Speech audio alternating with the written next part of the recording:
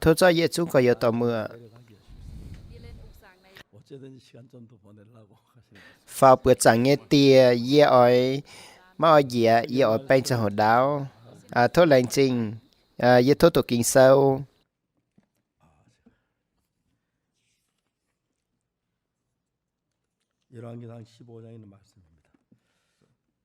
Bữa chuyện chết mạng kinh sâu. Ta yết Samuel sâu.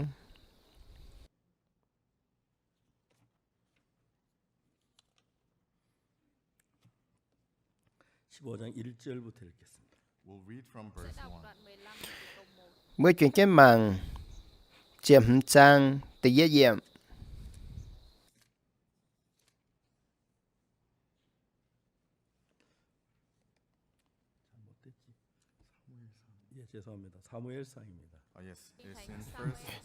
Samuel sâu.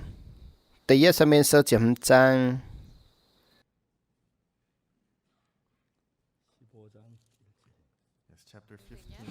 Ta yết Samuel sâu chiếm trang ta yết diệm.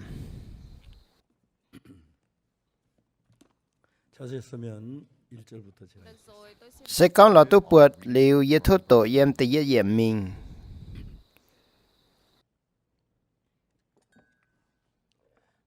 사무엘이 사울에게 이르되 여호와께 나를 보내어 왕의 기름을 부어 그 백성 이스라엘 위에 왕을 삼으셨은즉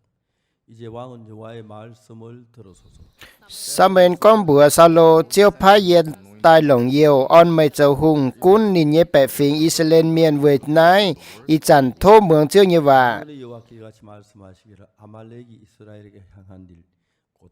애굽에서 나올 때에 그래서 대정한 일을 내가 추억하노니. Nên kia nhé chiêu hàng nay con nhé ỏi mình ỏi tỉnh Amalek miền nhé chui về chủ nín tin đàng Israel miền xuất Íp tây bung nhé trang hồ Amalek miền tăng kiến Israel miền nhé kéo. 남기지 말고 진멸하되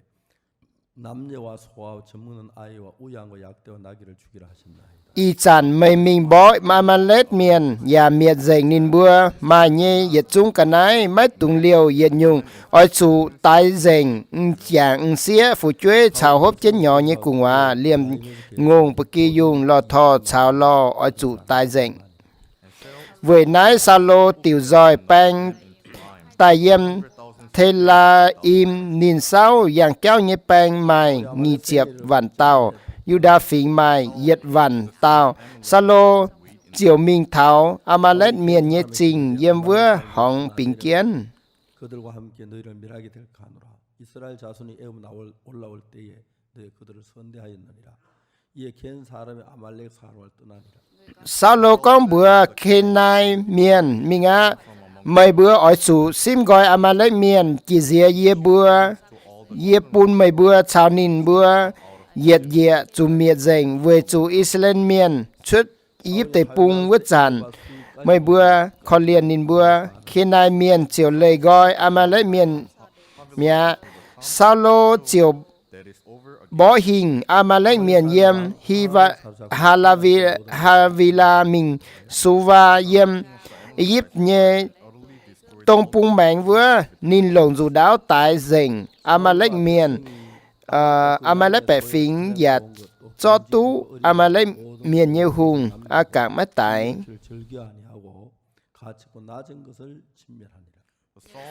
bà Saulo sao bẻ phình liều cạt nhé mèn và liều cao lông kia nhé bậc kỳ dùng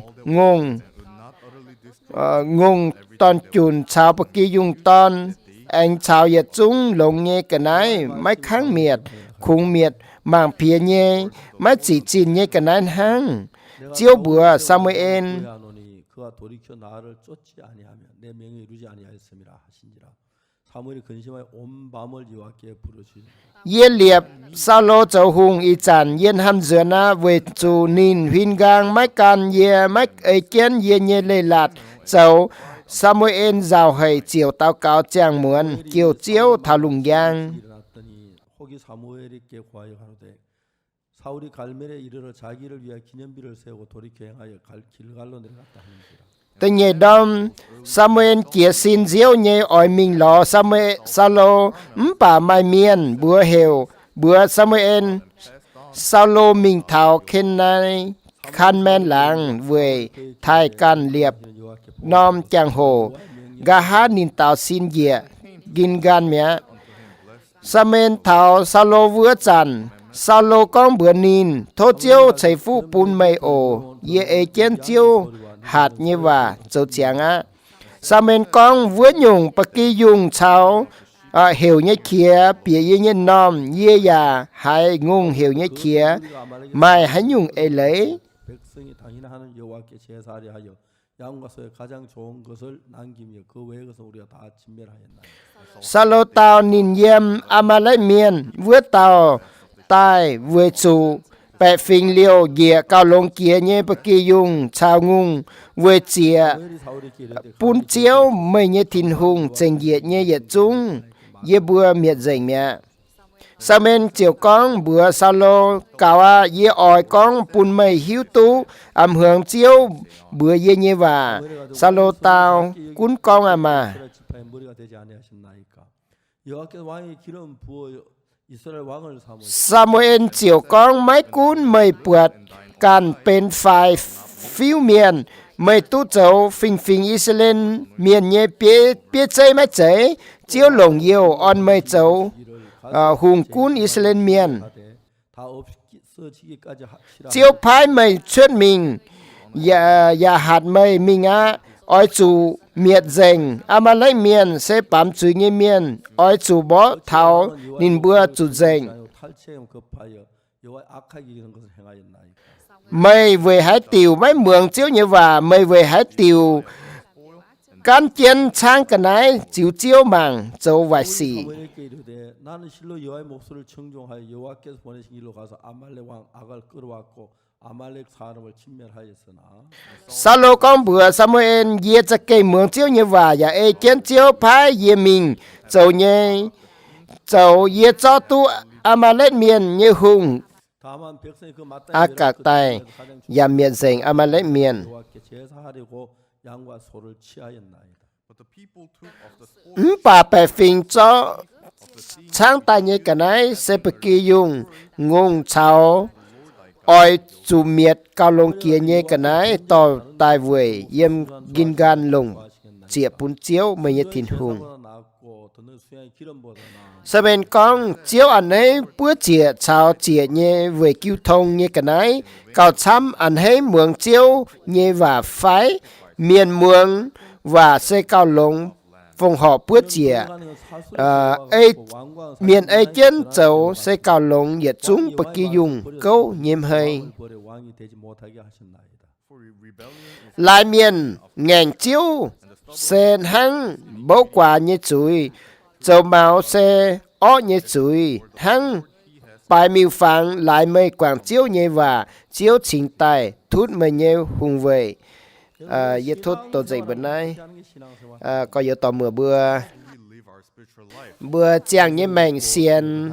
phim nó năng hài nó dêm bữa tổ kinh sâu bữa hiếu thảo chiếu thiểu nghĩ hiếu ấy chiếu kinh sâu như và bữa nó hiếu tu con bữa chiếu ta cao thảo chiếu chuẩn chiếu như khu phiền phòng họ bún chiếu phải châu lồng bún với bún kiều bang bữa con nhiệt chúng yếm nay đầu vừa con xiên chiếu bà mà miền chăm nó xiên con đầu vừa hàng này bà yếm bữa xiên lồng kiến chia sẻ hay nhung hiếu bữa nhanh hiếu chào chiếu thiếu nhanh hiếu sẽ bền nhiệt 다른 마음을 가지고 시작을 했어요. với chủ bữa ba miền chăn chăn mà nó hiếu nó khẩn lệnh chiếu thiếu nhanh hiếu với chủ bữa nhẹ ông thái nghe xe Adam quảng chiếu thiếu nhanh và châu nhàn bữa miền hiếu tu lồng hiếu tu vải với trùng béo 나무 열매가 우리 속에 들어와서 우리에겐 선하다 악하다 그걸 알려주면 우리 나름대로 또 판단을 따라 흘러갈 때가 yếm này tai nhàn hiếu tu lồng hiếu tu vải trùng béo biệt thảo bữa nhanh hiếu yếm này bữa chiều sai phải e bữa cần nhìn ham nhung nãy xe lồng nhung nãy ó yên nhung lồng lạnh trình chiếu yên chàng thảo yên mưa yên tu thảo chẹp chuối hàng như chàng hồ ye ham ye như tu con ye nye mèn ga ha non hang hai nó chang ye mà nhàn ye nó mai mình tổ tu sâu 사관을 모집한다는 광고를 들었어요. ye này nó đâu qua ye 근무 시간이 ờ 10년인데 hai con đâu qua mình chầu bang đâu qua chầu công sẽ xỉ hàng 소위, 중위, 대위 이렇게 올라가는데 chan chan alo chầu mình chầu bang này cuốn chầu cuốn hồ chén pháo bên tên nhẹ tàu bang sao từ giết tàu bang xỉ hàng yên hám nó ví dụ nó bữa mình tháng này nó dễ mà tiêu cháu phun bà hai mình tổ tốt sâu yên hám bữa giật pin mình chọc bang giật pin mình tổ sâu luôn mượn chặn bữa giật tu nhẹ trên trên dâm làng nó 생각 굉장히 많은 식으로 해봤지만 mang bữa nó dâm này làm gì kín mấy hay nhung nó đâu có mà làm hám với chủ yên hám chám với chủ yên bữa thảo yên xe mất chạy qua như miền bà yên chăn chăn bà bữa yên chuộng hăng 육군본부에서 yên nó ăn tới xì nó biệt thằng là tình hiếu 대구 제1육군병원에서 신체 검사를 받으라고. tàu này em dầu dầu bánh như tàu nó 답이 없기 때문에 nếu bữa con thì em mình thảo tê gu nó mình chạm mạng cả yên như chá với chú yên nó yên mạng bởi yên nó mà hay nhung nó màu yên ham nó đâu á chả nhung nhung liu 마지막에 치과에 갔어요. với chú gà há mình thảo chạm mạng nhà 자세한 번 표도 안 나는데. tàu này nhé nhà 그 이제 nhà cảnh nó bương tít tiền hơn bảng lồng nó chính tại mạng tút chiên với chú nó yếm mạng bữa thảo 다른 건 몰라. 딴 사람 cho địa sai như miền vá bữa dìa yếm mạng nó bữa khăn lên căn tàu nhé yếm chiều con trước kinh nghiệm yếm mạng cầm với tàu căn tàu nhé ô mình nhìn căn hết nó yếm nó mạng bữa nhẹ nhà nó bương tít tiền nó yếm chủ đó yếm con thảo 좀 도와주면 안 되겠습니까? giờ con đâu có bài vào con giờ hiện tại con thôi mày thấy giờ tôi như phải 라고 하느냐. 좀 이따 영장 나오는 mày nó ỏi hả nhung lồng khác như đâu có ỏi biệt thảo châu bay nó cho hả nhung gã nó mà trong hồ nó bữa hiểu mình chính mình với chủ nó yên ham nó nãy nó chẳng hồ chẳng như mảnh yếm ye yếm hay như tu 경외한 마음으로 간곡 với chủ nó yên nó hiểu căn tao thành bà tông này ye cho chiên nó hiếu ái dễ nhẹ thốt thỉnh 상당히 좋았을 텐데. bà địa sai miền nó con sẽ con tông này 그래서 절 보고 địa sai miền như bữa hiểu lý sang hồ nó sẽ kinh lống bà nấm sẽ lý sang hồ với chủ tông này yên chủ đó cho chiên tông này ye hai nó đâu có khâu thảo gà ha hi như mày yên hiếu tu ye nó yên như mày ở chỗ mình nó hay nó với chủ yên như mày sẽ kinh hưởng hệ với chủ tông này yên nhiên hám ỏi bà gà ha nó nấn tú yên nó sẽ kinh đón hiếu này sinh hả dịch thao thao chẹp là dịch xin chúa bánh hình chìm nhẹ tàu này dịch tổ kinh sâu dịch bữa thao dịch nhẹ chuối nó tu chiếu quản dành với chủ tàu này nhẹ hiếu đâu ở nhiễm 내 인생이 với chủ bữa nhẹ chuối với chủ nói chuối tăng bữa nhẹ mạnh 인생이 진짜 하나님 날 다 버리셨구나. với chủ chuối sẽ kinh ye chàng nó chiếu quảng ye 어떤 사실을 깨닫고 난 뒤에 với chủ ye bữa thảo chen ye kinh sâu ye nhẹ chuối tu quảng dành liều dịu chen tông này ye nó sẽ kinh nó lành trình ye vừa mười nó liều dìa yếm này tai 성가대 했었는데 yếm cứu cứu bang cơ nhựa ye bên bảo dung ye miền mượn mượn thảo 다섯 명이 우리 mừng mượn hồ bảo dung tại thảo tình công hỏi bảo dung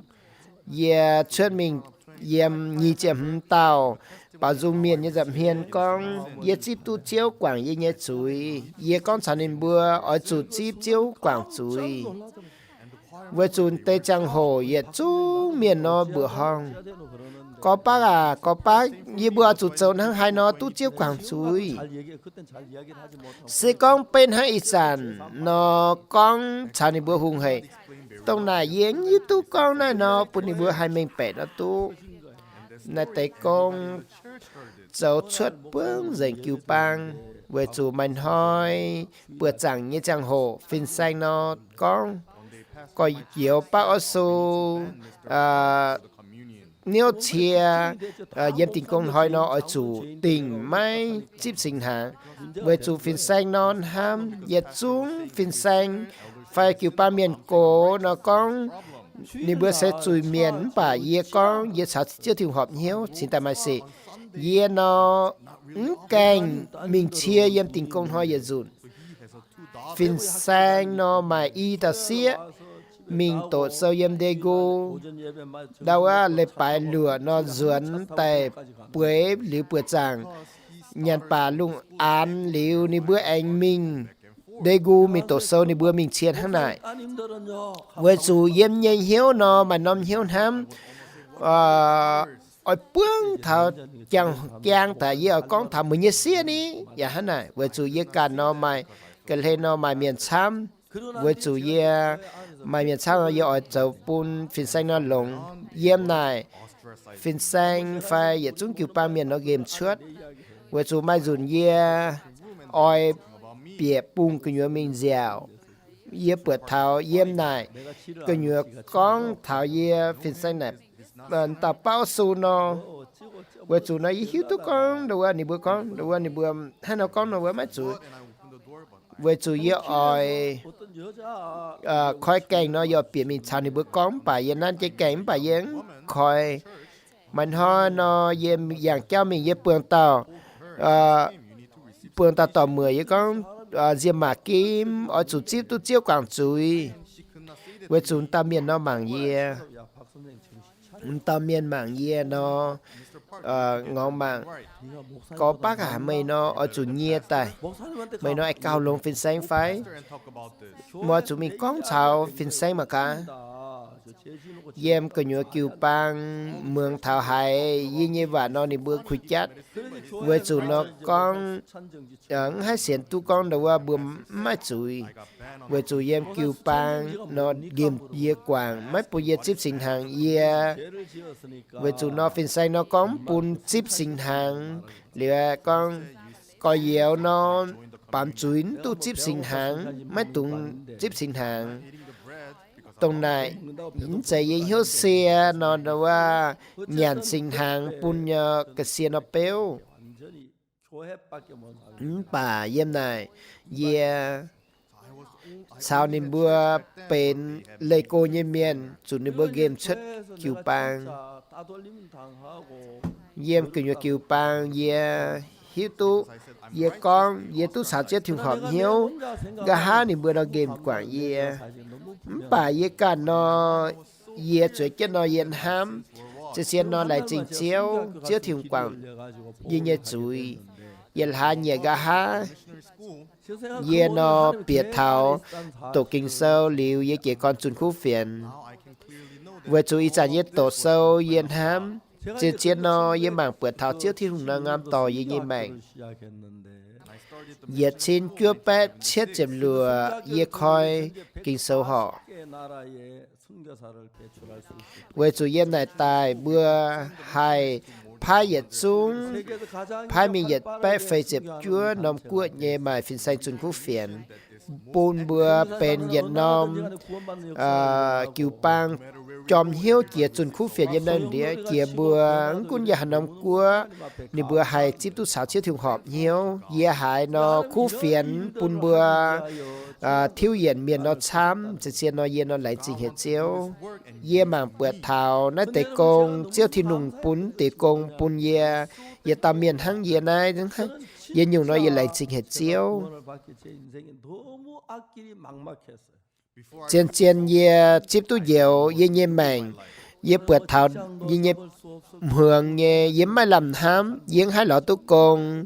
ye hai chậu công ye béo với chủ ye mày nó chỉ kiến hay khâu ye chip tu dẻo liu ye bịa tổ kinh sâu ye mày nó tu thiếu yên yết bé bé chẹp mai cún hạt tàu chip ye bà yếm ye mai chiếu với chủ ye bịa tổ kinh sâu tổ trang sâu ye con nó ye hại đứa con nó hại hăng mai tọng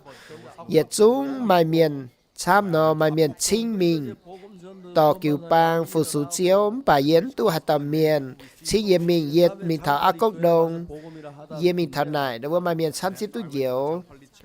gà ha ye mình thảo cứu bang chẳng pa đi liu gà ha ye mình thảo dầu bang liu ye chớp dầu bang liu ye mình thảo kim chân mình chuẩn khu phiền chớp dầu bang nó ye ẩm mấy địa hay nhung yếm này với chủ chuẩn khu phiền chêm hiểu chào ye y chàn tổ đâu à yếm này họ tòng Seoul với chủ yếm này đi bước khói nom chuẩn tổ vùi nó hô nhé yếm này đi bước khói chuẩn tổ vùi yếm này cứ nhớ mai miền chám tê phun phải này yếm này khói vùi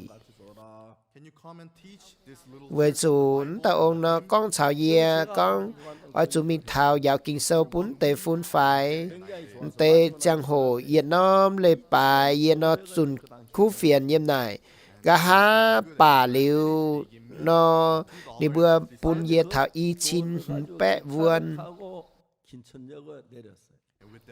với chủ yên lồng nó tê nhàn tò mình thảo chia đáo như chạm kim chân với chủ yên này xuất tại chỗ bánh xuất đánh canh lào với chủ nó yếm hai nhé tu lọ tu nhàn với chủ yên chỗ xuất tại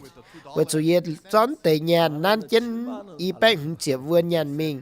yếm nhé tu hai lọ tu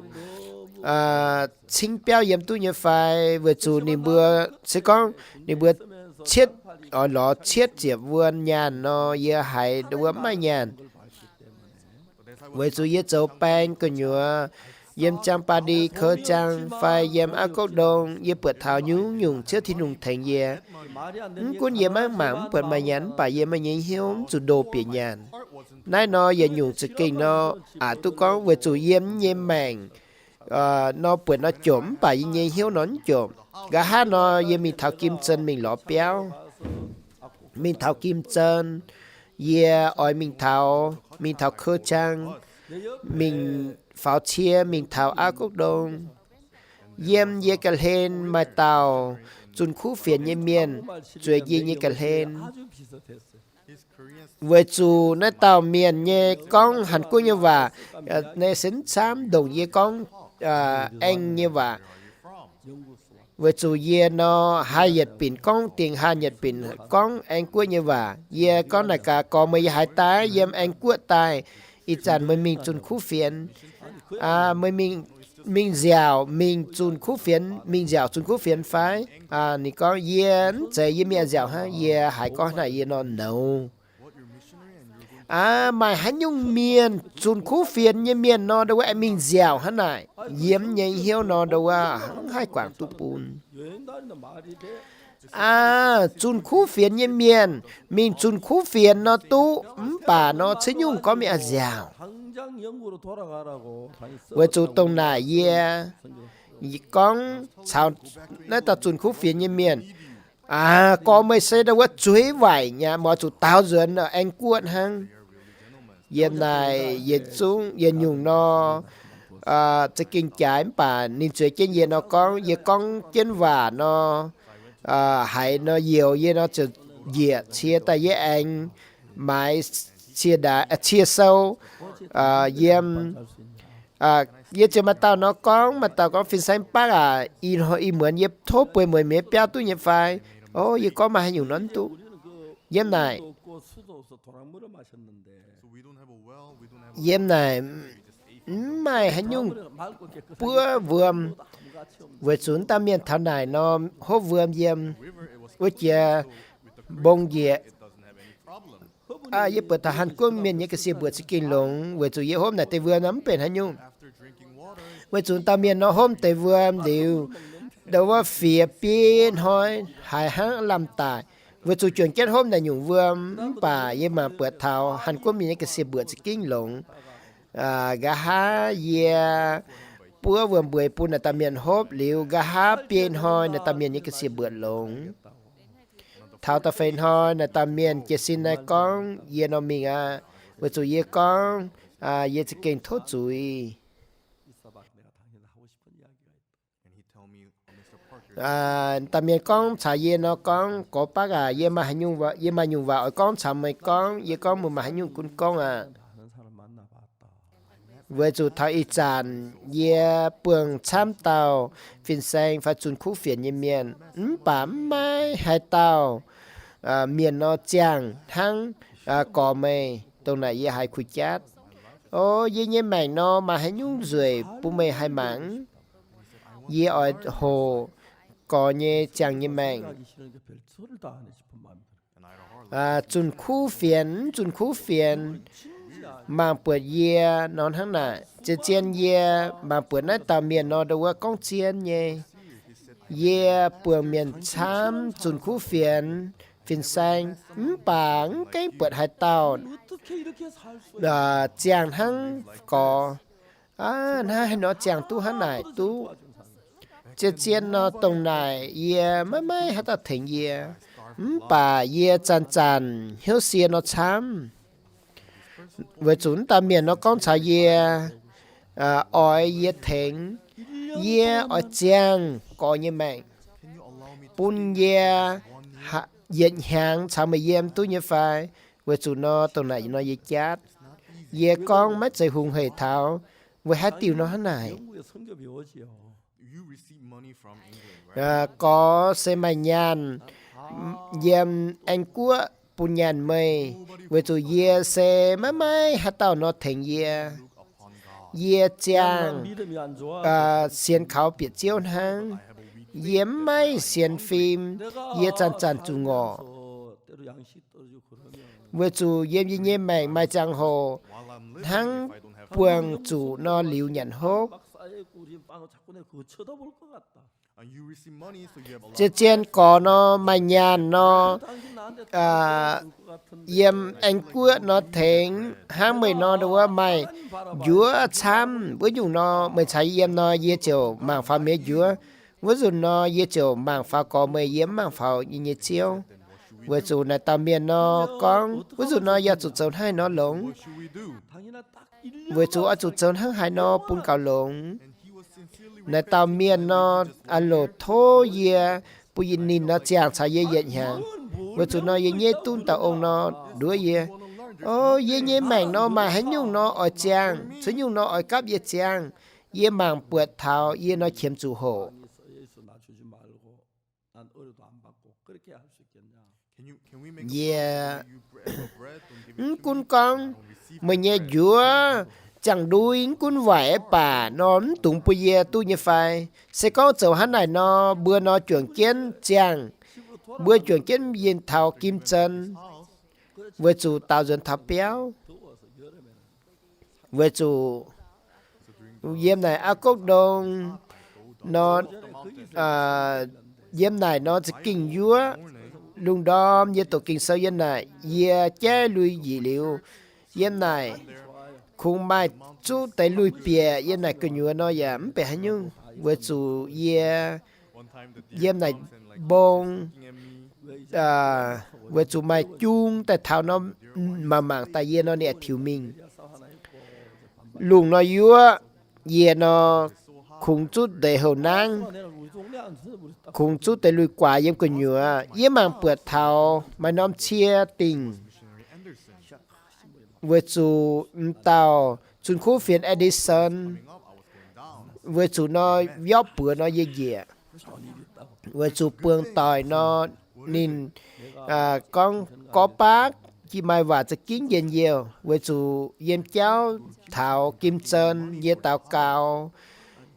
เจียวปุยมาญานหมายเปียวโอ้เจียวอ่ะตัวโอ้ 한국เจียวเมืองเตาฟินแซงเนี่ยก่อนเนี่ยว่าเวจูเจียวเมืองยี่เนี่ยตะเกาว่าน้ำสวยยี่น้อยยี่หันเอาเวจูยี่ก้องโอ้เจียวเนี่ยเอง Let's get bữa house and live in ở one chỗ mái nóm béo liu với này nói chuyện kiến trang tông này ye hải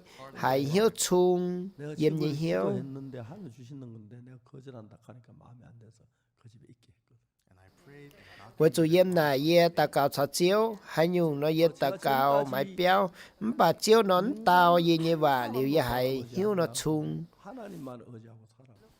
tháng này ye nó mới hải tao pa miên phải mảng pháo pa miên phải ye khung mảng pháo chiếu nó chàngแต่ถ้าอีสานไม่เมียนช้ำถึงเยียนายเดวันยุ่งกันนาย 하거나 사나 바르고 ป่าเยียนอไม่เขาวปังเปียปาเมียนเยียคุงเขาวปังเปีย 그 เจียว 제 길을 하나님께 정확하게 이끌어 주시는 걸 볼 수가 있어요. and I could see that เวจูแต่ถ้าอีสานเยี่ยมังเปิดเท้าเจเจียนเจียวทินหุงนอต่อยิงเยี่ยเจ้า Jing Kim Chun เยี่ยจุนคู่เฟียนเยี่ยมกิมเชิญ 그것만 전하면 될 줄 알았는데 เวจูนอเย็นห้ำคุงอ้อยจูจุนคู่เฟียนนอตู้ 여경이라고 또 아가씨가 있었는데 and there was a young เวจูเยี่ยมนายมาตอนเสียเมียนเบื่อเหวกิมเฮจง 아가씨가 보온 มันห้อยเต่าเมียนนอชิบตุเหียว daughter of the elder ในตำเมียนเซ 그 장, Việt 그 Tàu 장에 가서 이제 kiều bang miền cổ như xía y Việt Nam kiều bang tàu xía chip tu nhiều con sao kiều bang miền cổ con ỏi chủ ỏi khoi chun tổ vui yếm kiều bang cơ nhựa time I did not have a chỉ chiên nó mình khoi chun tổ vui yếm mà lừa hồ chú nay à mà hai giờ bún yếm mà xì so for 1 week với chú tao dùn yếm khoi chun tổ vui yết nó âm lê bài yết chú kiều bang miền nó chip tu nhiều so amazing chỉ chiên nó bữa 말 hòn 있으면 이제 그 bà Mai Trang Hồ I have time với anh lò thảo kiều bang miền cổ vườn là chun khu phiền hãy chẳng ye mình thảo cấp chun có yếu tàu mưa bưa anh con thảo xiên phim 점점 힘이 없어지는 거예요. after we ye chú miền nó chỉ tu nhiều bà chẳng chẳng thì bữa nó chàng nó đót khác với chú nó ye mảng thảo về hai tiểu nó hết này I realized even ye hiếu tu chén cú niệm bữa nó chỉ tu nhiều 완전한 게 với chú nó chàng tàu miền nó phiền sánh cái chỉ tu xả thiểu hợp hiếu nó hết này với chú yếm đảng nó giờ chun khu phiền gà há ye mà nôm hiếu ảnh tu bua chú thiếu kia bua chú đâu dùng chun khu phiền như miền sinh tại tu was telling me to start a ye hạt chăn ta cao ye alo thốt chiếu bún ye khoi kinh sâu họ ye lộn ham ye ta miền hang ye nó khoi kinh sâu họ nó tu told me to do với chú ye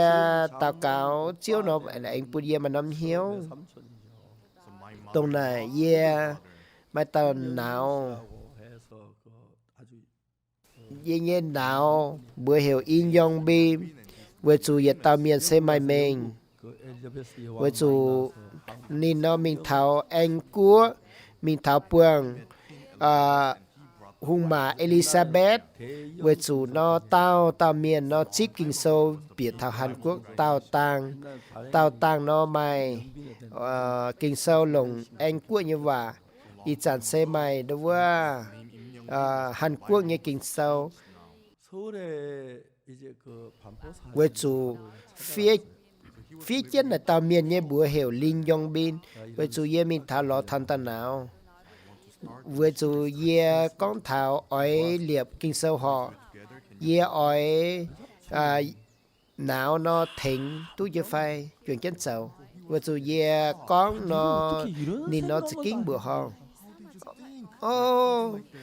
với hai tiểu phu nó mà nó hiếu nó hả này ô nó tại con nó chỉ kín lộn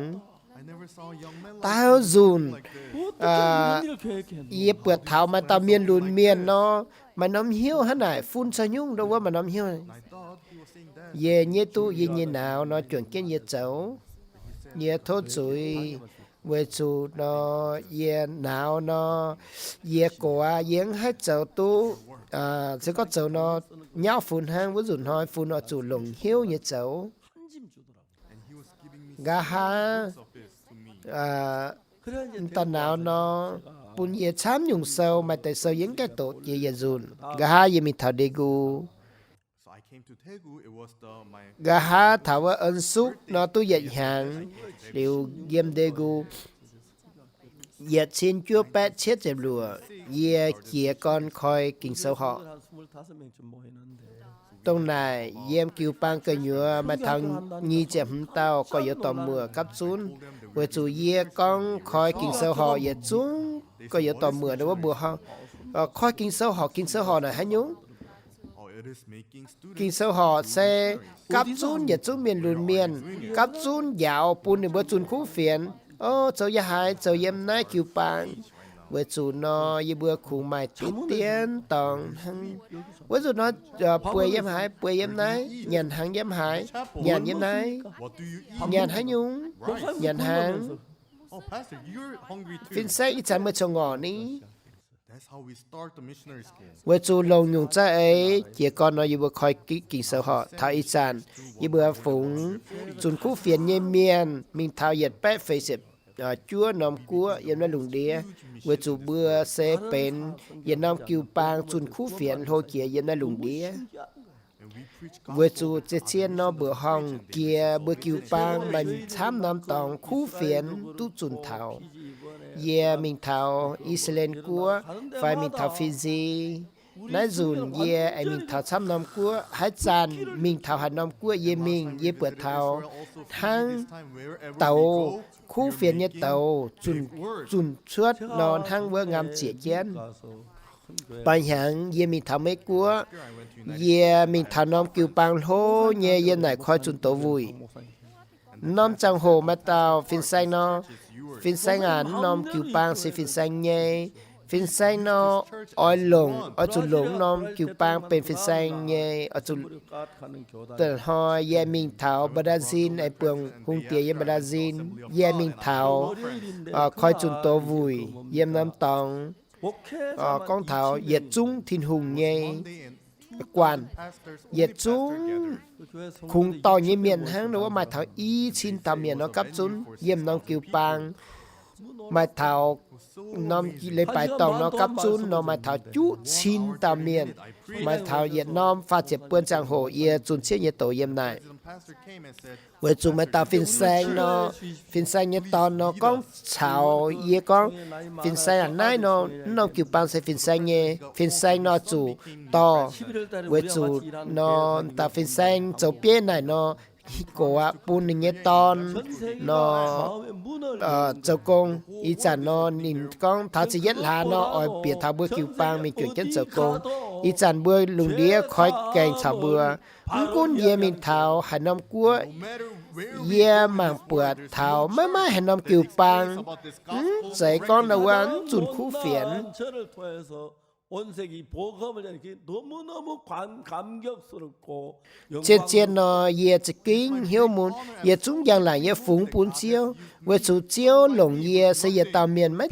số số hai nhung ye miền nó chun khu phiền phương lồng đĩa nãy dùn ye mình thảo Fiji khoai chun tổ vui yếm này mai thảo ye xin tao miền nó cấp chun chuyển kiến khói vui 장도 좀 바꾸겠다 그러더라고요. And the president pastor, he told me tôm phiên xanh yếm này nhé con 생명되는 nãy dùn nó ở thiếu yên đâu có bữa chẳng nhé tòng với chủ khói năm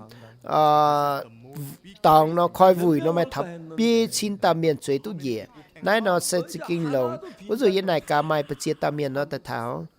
trên trên nó mấy giờ nó ấy nó khùng giờ chúng ấy nó chuối bướng 복음을 전했는 với chủ yếm này cứ nhựa giờ nó phát triển bướng giờ nó chun chiếu như khu phiền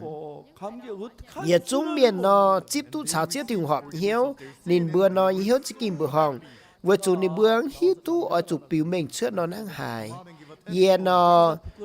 ở hiểu nên bữa sau kia xin cho chính kín với chủ này bữa hại nhé nên bữa nó sau kia xin mai thảo xỉa tàu miền sau kia xin cho chính kín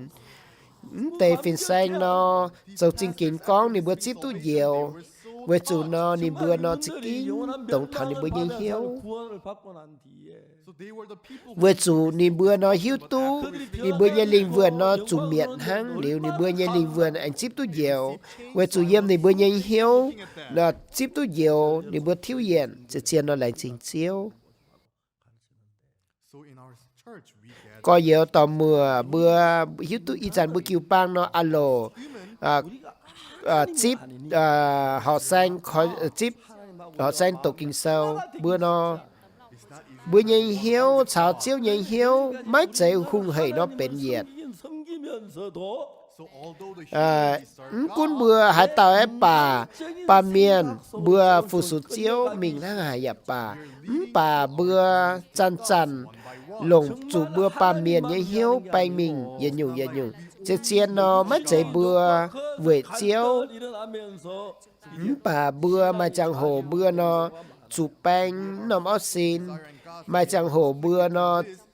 bánh bữa mình ấy bữa nhây hiếu chiều mai xì after getting married I feel ye tông cha liu nó ye mà ye nhung hành ham 다르더라고요. it's different from ye nó cần cún ye cần phải ye như áo cún ye nó ye chú nó cần nhung dành many years. với chú ye lồng dành như cha nó cần cún ye cần 나를 다스린 거 안에 다른 거예요.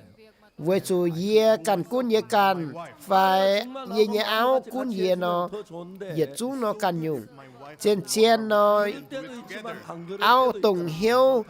cún ye nó chỉ kinh lồng mai chẳng hồ nó dẫn tu hắn này 욕망이 우리가 하나님의 세계를 가는 걸 많이 가로막아요. those human hắn này hắn nhung yếm bà miền nhây hiếu hắn xuất như vài xì nó bịa thảo chiếu như chiếu ở bụng nó trổ 사울을 왕으로 yếm nay nó chiếu liệp hùng liệp sao lô trầu hùng sao lơ sao lô 하나님은 사울아 hiếu ai nhém bà sao lô này hồ hàng với chủ chiếu thì nung ở lồng sao lô 새로운 세계를 만들고 싶어. tao tàng chiếu thì nung ỏi miệt dành Amalek miền ỏi liệp cả năm xiang quốc phào bà hắn này chiếu thì hùng ỏi kia 남녀와 tàu hỏa miền sao men con bữa Samuel con ở chủ mình thảo miệt dành Amalek chẳng xía phụ chuối miền cổ phải phụ chuối hốt chết nhỏ bởi kỳ dùng lò thò ở chủ tại thảo dành 이제 사울이 군대를 가지고 와서 아말렉을 멸하는 거예요. bà sao lô tông này to bang mình thảo bỏ Amalek miền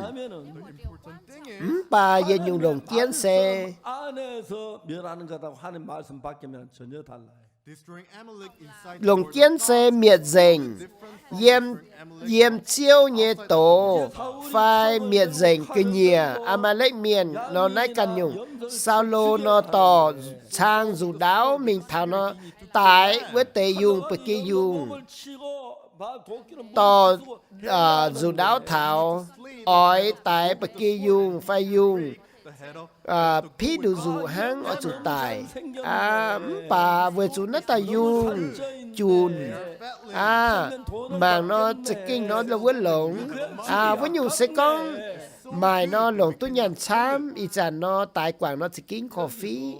사울의 생각하고 하나님 생각하고 부딪히는 거예요. in here nãy sẽ chỉ trên tàu này sao lôn ham như cháu 운영 신앙을 với chủ chiếu con như và nó chịu buông tỏi 우리 생각 bữa ít chán bữa chẳng như mảnh với chủ bữa to hái nhung yếm từ nhiều kiều bang hai pun gọi cún hai tàu mà chẳng hồ bươn hám nó chám cún bữa mượn chiếu như tổ 순종하는 일을 하려고 하는 bà bữa chăn chăn lồng mê khá ôi chủ châu nắng hải nó mượn chiếu như và lồng bữa như khá với chủ sao lô như mảnh nó hát này sao lô tại bởi kia dùng và tại Amalek miền 하나님이 아말렉 왕 아각을 멸하라 그랬는데 살리면 chiếu con ở chủ miệt dành 양과 여호의 Amalek miền như hùng aga aga hùng bà sao lô liều pun chiang sao lô tại dùng bậc kia dùng tổ á à mạng mất tế 사울의 자기 về 방송을 hai tiểu 가지고 non tháng này về chủ sao lô mà non hiếu non ham à về chủ chiếu nó con ở chủ miệt dành 그리고 chẳng xía 나귀와 phụ chuê hốp chết nhỏ miền cổ miền lùn 이걸 가지고 이제 ngung bậc kia dùng 6가지 얘기하고 있는데 So the Bible is giam cửa nhựa kinh sâu nó con thả chú nhung chẳng xía phụ chuê phải hốp chết nhỏ ngung bậc kia dùng phải lo 6이지요. so it's six number, right? đâu qua chú thì như phải So six represents chú ấy lấy xe con thảo bà miền với chủ chiếu nó con thảo miệt thảo yết chúng thảo bữa bà miền ít sản bữa can chiếu 하나님하고 반대로 향하기 때문에 but you're human. yết nhung lồng chén kia bữa nó mình khen lệnh can nhung 생각해 chiếu ở bùn ye khỏi kinh sâu họ And we teach a lot to the ye giáo 자기를 bùn 부인하는 이것도 정말 중요한 họ xe yếm cửa nhựa tổ kinh sâu như miền chăm very important. 다 자기를 với chủ mai yết nhung nó mất tung xiên bịa can với chủ ta hiếu tu bữa mất xiên bữa can với chủ bữa ham bữa với chủ bữa ham bữa can nó bỏ chủ lời quảng bữa mình 있는 그런 순종을 한다는 거죠. So they cannot utterly bà niệm bữa nó mấy quảng niệm bữa nhẹ ở xin với chủ niệm bữa 후회한다. pu niệm bữa nhẹ hiếu nó chàng với chủ chiếu con ye hải tọ với chủ liệp sao lô phật ra châu hùng bà sao lô ham bữa quảng bữa mấy accept the word of mấy xiên bữa với chủ chip chiếu nhẹ tổ then word of God. chiếu nhẹ tổ chiều biệt thảo 가지고 있기 때문에 giờ bên thế này với chủ sao lô mà nó hiếu ấy cả như hiếu 버리면 And when he makes với chủ chăm cả như ấy bịa cháo chiếu nhẹ tổ it doesn't với chủ gà há ấy lấy xe chiếu nhẹ tổ nó tụ bị mình suốt 부인하고 하는 얘기 그건데 so God was telling people deny với yourself. chủ cún hạt tàu bà cún bữa quảng bữa càn như ấy mình trên trên bữa 내가 절제하고 하는데 quảng bữa càn mấy khảo bữa càn với chủ bữa nó hồ chăn nhủ yên thật chiếu bà bữa hai trở thật tú 하고 싶고 với chủ can nhung bữa ba miền cháo chiếu thiên hùng với chủ bữa ba miền ở châu ê chiếu nhiệt tổ nón tú với chủ ba miền nó ỏi hắn này That is human. nái xe ba miền 이게 인간이기 때문에 Because you're với chủ ba miền nó 따르게 đâu có chàng nó hắn này bà bữa dạng can chiếu 모든 걸 무로 돌리고 말씀을 với chủ bữa ở chủ châu bây giờ hiếu bằng dẻ phải chip chiếu nhiệt tổ với chủ nhiệt nhung nó tôi bữa hòn với chủ bữa chiều bên nhiệt tàu qua nhiệt bang bên chiếu nhẹ nhiệt chúng nó tệ 못한 이유가 tổ kinh sâu họ 이 정도는 괜찮을 거야. với chủ nó hai trang về xem phim tu yên này cái nó máy quảng can ít sản bữa nó chim nhung với nhung bữa liều ya tu ấy tiêu chạy nó tu 후회한다. với chủ yên này nó chiếu con hai nhung với chủ ye chỉ kinh hai tòng với chủ liệp sa lô châu hùng 왜? với chủ ye hai tòng liệp sa lô phá ta châu hùng với hai tiểu chiếu thiên hùng nhờ pun bữa chiếu tu dẻo pun bữa chia chiếu nhiệt tổ biểu mình chiếu nhiệt tổ khá 동안에 as I was living my life. với chủ trang hồ ye trang với khu phiền ye bường chán nhung khâu 또 어려움이 bà hai chàng nó bường hắn này chiếu thiên hùng chàng chàng thành pun ye với chủ nãy tới xì nó chỉ kinh nó bữa đó rưỡi ye bữa thọ chám nhung So us and God, we cannot với chủ bữa nào ham nhẹ chéo nó đâu có khẩn lệnh chiếu ham nhẹ chéo That's why với chủ hắn này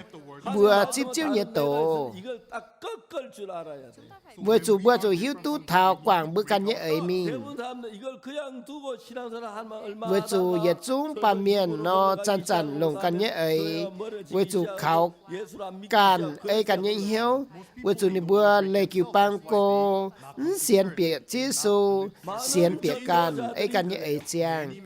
mà chun khu phiền nhẹ miền nó mà chăm nó yết chàng hắn này 하려고 하는 게 아니고 with this precious với chủ mắt chế ni bữa nó chàng với chiếu theo nhé ấy với chủ chip khu phiền trả những khu phiền 자기를 끌어가고 있는 거예요.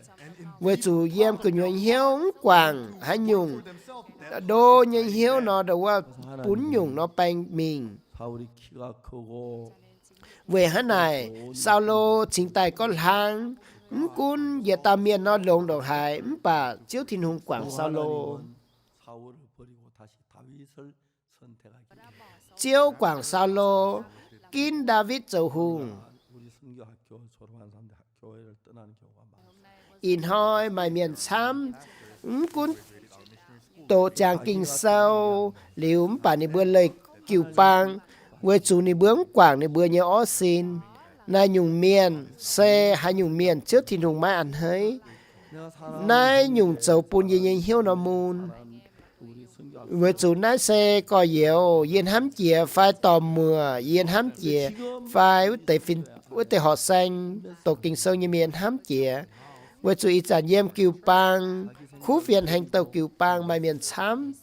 quảng căn nhé ấy liu ơi chiếu như tổ mình 진짜 놀랍게 하나님이 일하는 걸 본 거예요. and we can see that God is working so dân nhung sẽ kính bữa hòn với chủ chiếu thiên hùng trợ con kiến in bữa cannot sell everything. con về mà hai con tu dành For example, Pastor Kim Gi-sung, 부천에서 bữa bữa thảo hang phiên sang kinh kỳ sơn hang yem pu chân chạy nón béo building in Bucheon. 빌딩을 짓는데 거기다 이제 파일 với chủ tông này nó ở chủ chạy nón béo ở chủ con You need to get something. ở chủ nó bỏ tổng 이제 왜 파일을 박았냐면 땅이 ye này cả chính nhung nó bỏ tổng 기울어질 với chủ nó tê The ground is đào xe mau với chủ nó giao hệ xe pháo nó ở chủ khi mình bung nó chủ bỏ tổng ai ye nó hiếu tu because long time với chủ the water ye hiếu tu đùn đào đảng vừa mày vườn pàm và mày vườn như này ye con sao có nhiều kinh kia sân and I told Pastor Kim Gi-sung the water với always chủ give the equal đau mày vườn này vườn cặp diện hía diện nó đau nó hía đau nó triệt 문제가 với chủ nó chảy sẽ con giving the same pressure sẽ con viết diện nó chiều mà mất bệnh mà hẹn nhung sẽ con khung khen mình được buông hăng you have a problem. 우리 땅은 với chủ nó béo nó chiều ba 내려가 똑같이 내려가 với chủ 막았더니 vườn nó The same pressure you don't need với chủ vườn 파일 박지 cặp diện nó đâu quên hía với chủ ye con nó mất tùng bỏ tùng 파일 박지 말고 với chủ phiên sang nó mình thảo tòng đâu á 이제 사무소에 và béo và chạy béo nó đâu á mình thảo nó con bữa liền cùng hai là chạy hang that you cannot get the permission for the building if you don't do this. với chủ sẽ có bỏ tùng nó đâu quên chip tu sâu ta chạy béo với chủ nó ye nó mất chạy 내가 với chủ phiên sang nó có hắn này I don't want to work disobeying với chủ ye 목사님 파일 ye chạy nó ye nó châu khẩn lệnh chiếu như ấy you need to get that pile. với chủ can tao nó có phiên sang ở chủ bỏ tùng nó hắn này hắn vừa với chủ phiên sang kim kỳ sơn xây tàu miền cái đảng vừa bám chuối chăm với chủ nó 2주 후에 tâm ta có nhiều nó căn nhung căn ta có nhiều y nó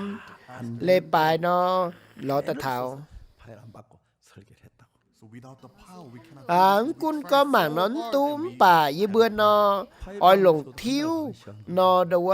chủ bỏ tổng Pile, then you need to sẽ có bỏ tổng kìa nó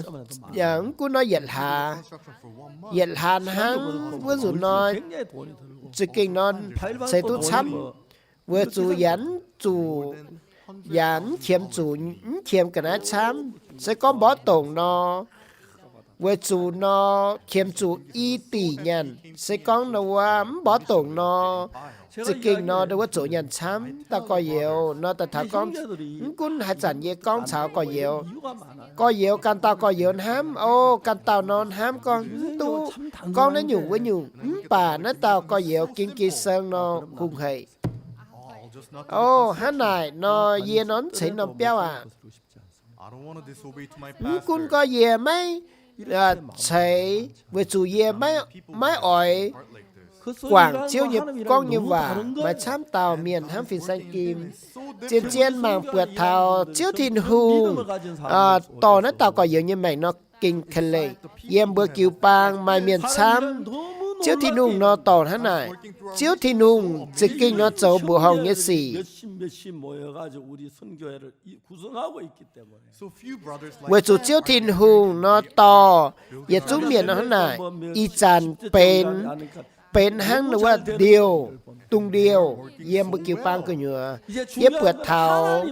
có vô cho con nó chỉ kích nó rưỡi yên nhung lồng kiến vừa chúng bên nhảy hiếu cháo chiếu thiểu nhảy hiếu nó bên nhiệt cũng bữa bà miền nó khẩn lệnh chiếu thiểu nhảy hiếu vừa chúng mai chẳng hổ bữa hai con ở chủ bó tổng hăng này hăng vừa bà yếm phiên sai kim kỳ sơn nhảy hiếu nó ăn nó tình hiếu bịa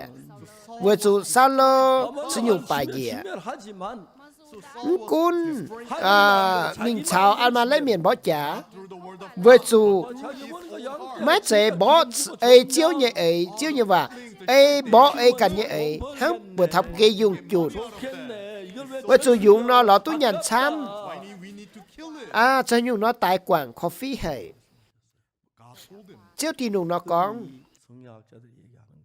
many Bible scholars, yếm này đâu mà miền chăm tổ sâu như miền như bữa con chẳng xía they can just say like everybody. yếm này con chẳng xía phụ chuối sao hốt chứ nhỏ như phụ chuối bởi kia dùng lò About 6 parts. dùng mà The number 6 is representing human in Bible. với chủ con thảo chú sẽ con thảo bà miền với chủ bữa bà miền nhé ấy nó ở chủ quảng thảo dậy với chủ mà miền chám chun khu phiền như miền quảng cần nhé ấy lồng cần nhé ấy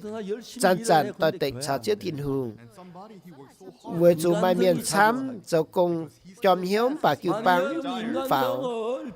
với chủ bữa bà miền cháu nhé xỉ nó bịa Your humanistic với chủ bữa lồng bà miền nhé ấy bịa mình why you với chủ với hát tiểu bữa bà miền cháu nhé xỉ nó bịa với chủ bữa nhện hiếu cháu chiếu nhện hiếu because my với chủ chiếu con yên ham nhẹ kéo mấy tháng mười bữa ham nhẹ kéo my own thoughts we cannot accept the word với chủ bữa ham nhẹ kéo mấy tháng chiếu nhện ham mấy bùng gọi cũng có giờ tàu mưa hai tàu ế bà cũng bữa hai tàu bà yếm chiếu nhẹ tàu cơ nhựa yếm bữa bà miền cháu bữa bà miền ỏi sẽ con bữa bữa thảo kill all the mà tiểu kéo yếm bữa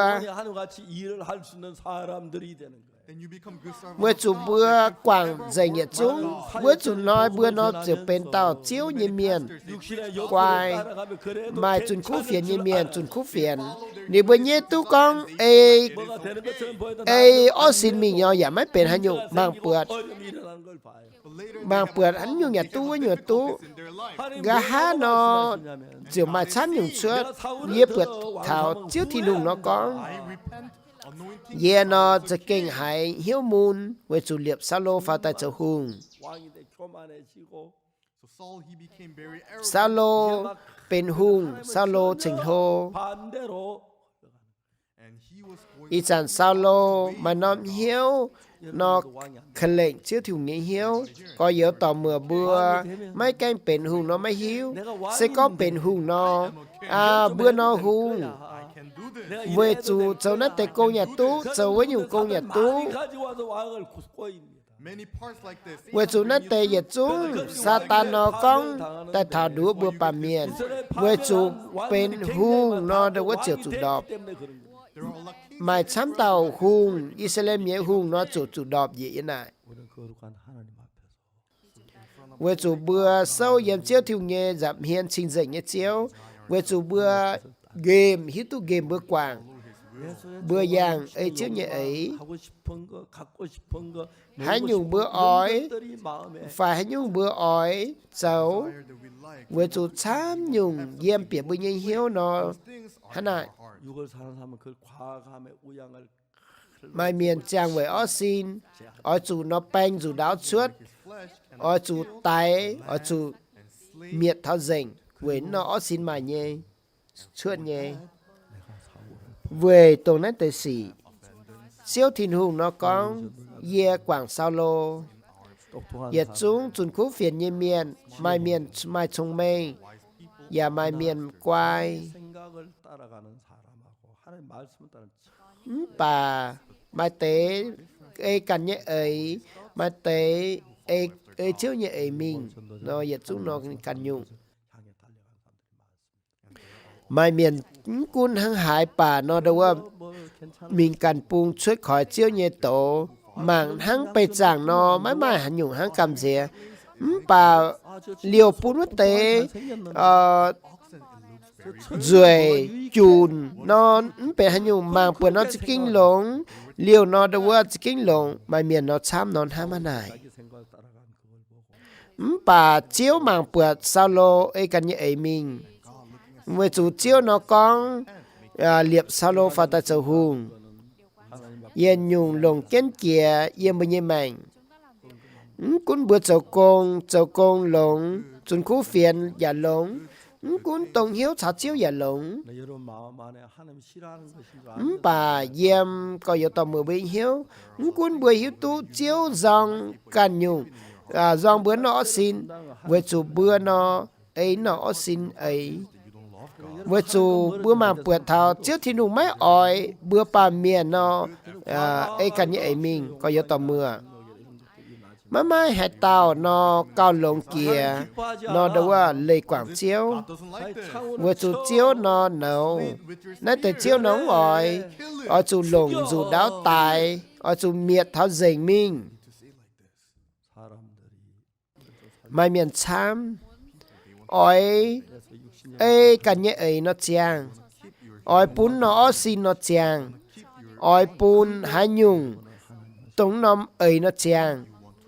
cún bún nó chàng bà phụ số chiếu 하나님 cún bữa hai tàu miền châu lồng đồ hai bà vừa chủ bữa hiếu tu thảo chiếu thiên hùng mái lồng bữa vừa chủ bữa hiếu tu kinh sâu con bữa tàu cao lồng phòng hỏi nhàn lồng chiên bà chiếu thiên hùng mái lồng tu It's not that we need to do. mái chạy bữa châu con lồng We need to have a one bữa ở chủ tông hiếu chặt chiếu among all of you. yếm có yếu tò mưa bữa yếm này If you know that God hiếu tu chiếu thiên hùng mái ỏi bữa ở chủ so if you accept the word of bung God, làng 그런 miệt 것이 dành 없으면 하나님 말씀 ở chủ bữa chủ bún chiếu nhiệt tổ chàng if you kill all of those things, bún chiếu nhiệt tổ chàng bữa nó xây tàu miền can chiếu nhiệt tổแต่ไทยอีสานเย็บเปิดเท้าช้ำเต่าจุนคู่เฟียนเยเมียนนอจังไว้กันเยเอ๋ย saw there were a lot 그들의 결과는 보면 다 파멸이 이런 것. who followed after humanistic thoughts. ป่าเส้นเหมยนอเบื่อเปิดเท้านี่เบื่อนอจุป่ายเจง 큰 해가 안 줄 것 같지만 So all the thoughts อีจันก็เยอะต่อเมื่อเบื่อเปิดเท้าเสก้อง 파멸을 인도 이끌 ไอ้เบื่อกันเยเอ๋ยนอจุป่ายจุหอยช้ำซาตานนอจันจันนอ all of you. ปุนเบื่อไอ้เบื่อกันเยเหี้ยวเบื่อเปิดเท้าดัวกำเสียนั้นตุอินหอยเบื่อเปิดเท้าก็เยอะต่อเมื่อเบื่อเปิดเท้าเบื่อเยเหี้ยวหายยุ่งนอเบื่อเจ้าปุนเจียวไม่อันให้ 했더라면 If Saul did the same เส thing, กองซาโลหิวตุทั้งหลาย so much เจียนเจียนซาโลนอจะกิ่งนอหลงตุดงหาย 참의 전쟁터에서 ซาโลเยแมงกะฮะ Saul ออจูตาย 자기 จะกิ่งนอชุงให้ 하고 자기하고 예, 자기 좀 아들들과 함께 ต้มแปงเปียอยากเยี่ยมบุกเลนอยากกวางเจียนมีเจ 사울의 모양 คุงไม้เบื่อกันชาวบุญญตอน and his son จูตายเยี่ยมฟิลิซาเตียเมียนเยปุเดีย 여러분들 지키는 분은 하나님이십니다. is God who protects all of you. 하나님 เวจูป้าเจียนปุนก็เยอะต่อเมื่อเบื่อหลงเซฮัตเตาเซเจียวเจียวที่รุงนออ้อยเปลวเก่าเจียนก็เยอะต่อเมื่อเป็นทั้งซาโลนอวุจุนหอยเชี่ยวให้นอเถงปุน เวจูอีจันก็เยอะต่อเมื่อเบื่อไม้ปั๊มจุยเห็นเอาเห็นโง่เจ้าจ่าป่าก็เยอะต่อเมื่อเบิ้นเดือกันเต้า If you have a ป่าเบื่อใหญ่เหี้ยวก็หยัวเจ้าปุ่นเจียวมาอันให้วันยุงก็เยอะต่อเมื่อเบื่อเอาจูปุงหลังเงกว่างกัน 하나님 은혜와 축복을 có yếu tàu mưa bữa ở chủ thiếu hiền mưa bữa ham nhẹ chéo 하나님 với chủ tàu mưa bữa chiều chip tu phú chiều tu en 사울처럼 버리면 với chủ sẽ có bữa mà hay nhung chiếu mạn hay yếm bề hiếu bữa nó ở chủ quảng hăng sao lô mà miền xám y dàn trang nhé mạnh với chủ tòng 그리고 신앙을 제대로 하지 못하고 비참하게 살았는데 với chủ trang nhé mạnh mất chen với chủ nó chỉ kinh nó khâu 하나님만 기쁘게 yết chúng bữa thật hay dàn bữa chủ chờ bún chiếu ăn hay với chủ chia chín chia vạn dùn chiếu thiên hùng nó thành bữa xây phú bún bữa Many 자기 pastors, 잘난 것처럼 똑똑한 척 하지만은 they are acting they're 인간 smart. 방법 쓴 사람들 biểu mình chơi con quay phải ấy cần như ấy bà gà ha nó bữa bượt thảo đi bữa nó chủ bà dẻ với chủ bữa ở chủ mảng phá chiếu khảo bảng chiếu 기뻐하지 않는 bùng làng yếm chiếu ở chủ miệng dành yếm tổng bữa trước thì nùng mái ăn hơi 이 쓰임 bún 기뻐하지 thảo gà ha bữa ở chủ bền chiếu thiên hùng như nam nhiều chiếu thiên hùng ăn hơi tu lộn như xiên tình con chiếu thiên hùng nó chàng giờ mày bữa cho tu phú bún mày bữa nó yết chúng nó tu en thế này mà hạt tạo chủ chiếu quảng thôi lành sinh